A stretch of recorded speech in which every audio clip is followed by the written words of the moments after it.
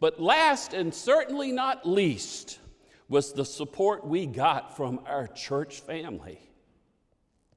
It can't be overestimated. Many of the adults became surrogate aunts and uncles. Even after I was grown, it continued. When I got a role in a play at Valdosta State College, about 10 of those older folks drove 3.5 hours to Valdosta to see me in the play, and I didn't even have a leading role. Many of those church members went to New York City for my wedding.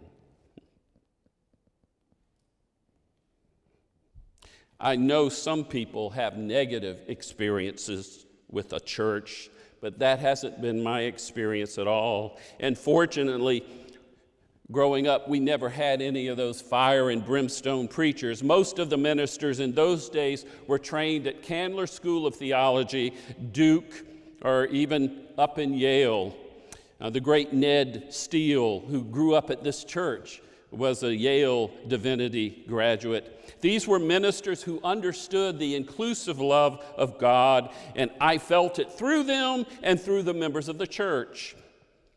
Then when I moved to New York after college, I stumbled upon another remarkable church that was even more inclusive and welcoming than my childhood church. Sherry and I talk about how we can't imagine what our lives would have been like for us in New York without that faith community at Marble Collegiate Church. It was an oasis for us in that city, a place where Sherry and I would find love and support and affirmation after having faced rejection at auditions. At Marble, we developed and nurtured relationships we will have our entire lives. Sherry's there right now, in fact, at Marble. Then we moved to Savannah. We were blessed to have a special faith community here at Asbury and over at Wesley Oak. Some of you may not know that when I first came to Asbury could not afford to pay the minimum salary that the Methodist denomination required for a full-time pastor. It's amazing to hear Temperance give us an amount over $700,000 for our budget, because in 1993, the budget was something like $48,000. So in order to come to Asbury, I took another church that could also only pay a part-time salary, and that, of course, was Wesley Oak. So I served both churches for 8 years until each church could afford a full-time minister. And since my oldest daughter couldn't get married here at Asbury due to our policy that no one could be married here until everybody could be married in their church, she went to her other childhood church, Wesley Oak, to have her service, and how special it was for her to be married there. And she even got dressed and ready for the wedding in her old childhood house, because we used to live in the Joy Cottage. That was the parsonage. You can't make a better investment than the church, the body of Christ. It can make such a difference in people's lives. And for those of you who have been here for a while, I invite you to reflect on the ways you have grown since you have been here. I believe the church is the best investment we can make. And I say that to you not just as we keep in mind what we will pledge towards 2023 and our upcoming budget, but also for you to keep it in mind when planning your will and your estate. If the church is doing what the church is supposed to be doing, you can't make a better investment. It is the hope for the world. I loved theater. I loved living in New York. I loved Broadway. There was only one thing that could make me leave it.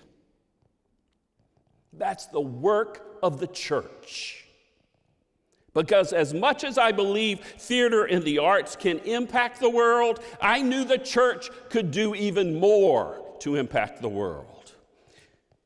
And if you combine theater and the arts with the church, who knows what could happen then, right? And so we've talked a lot about why we should support Asbury and its ministries. And in doing so, I have been trying to explain why you should give financially and give through your actions, your service, why you should sacrifice your time and your energy and resources for the sake of the church. But this morning, I'd like us to reframe this idea of giving. This past week, because of the miracle of technology and live streaming, I got to go back, I got to revisit, go inside my old sanctuary in New York at Marble Collegiate Church, where Sherry and I were married, by the way. They were hosting this week a special event titled America After Roe v. Wade. Where do we go from here? And by the way, I encourage every one of you to watch this event. You can still see it. It was recorded, so go to their website. There were 3 panelists who fielded questions from a host and from the congregation. 3 powerhouse women. Faye Waddleton, co-founder and past president of the Center for the Advancement of Women and past president of Planned Parenthood.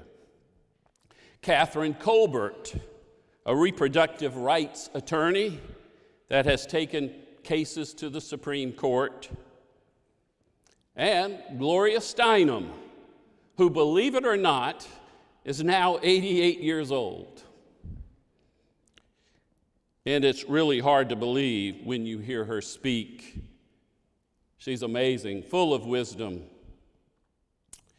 During the discussion, she shared that one thing we need to do in order to improve society and to bless our world is to be better listeners.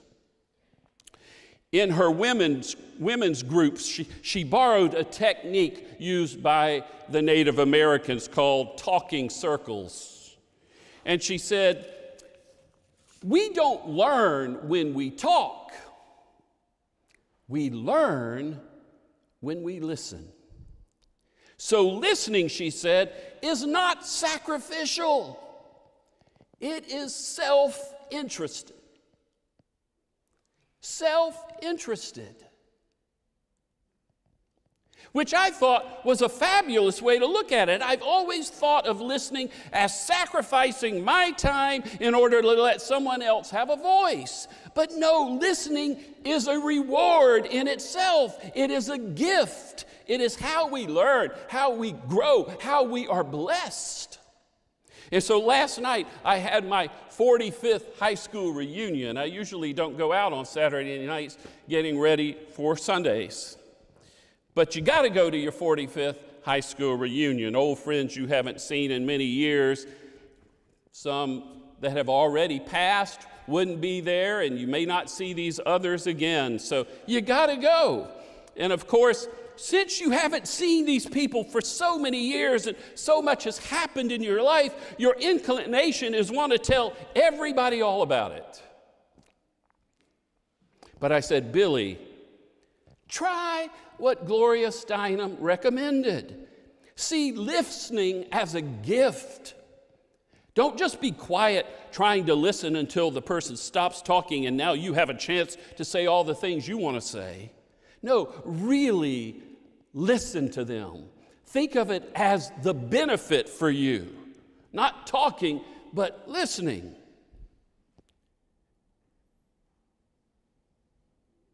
Listen. And instead of thinking of what you want to say, listen and be reactive to what the person is saying. And by George, it worked. I found the conversations to be much more meaningful. Well, I believe we need to see giving the same way. To reframe it, as Gloria Steinem helped me reframe listening, we tend to think of giving as sacrificial. We're giving up something. We're losing something. Yes, it's for a good cause. We need to do it, but I'm still giving up something. I'm sacrificing.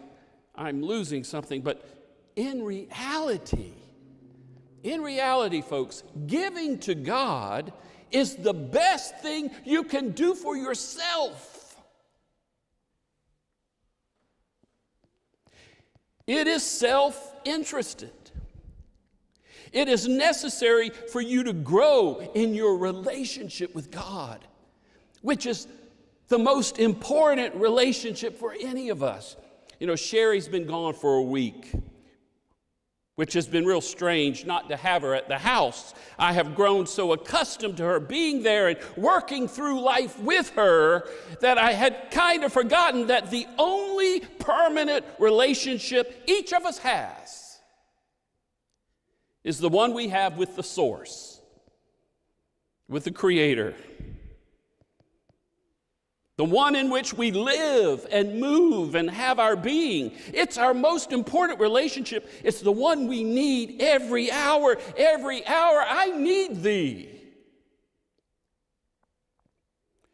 And in order for any relationship to grow, there has to be giving and receiving. Well, God gives to us every minute of the day. What are we giving to this relationship?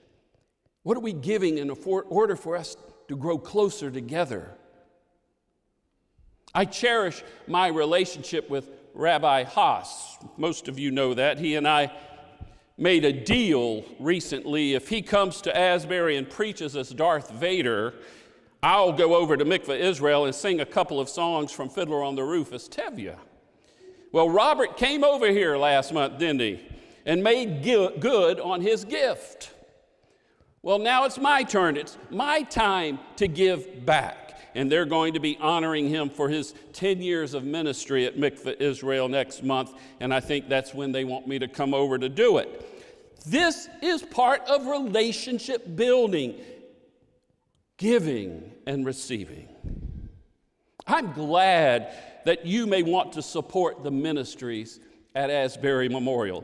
As we've seen and heard these last 4 weeks, what we do here makes a difference in people's lives. But I really want you to give for yourself, for your relationship with God. I want you to grow closer to God. It's the best thing you can do for yourself. And for that to happen,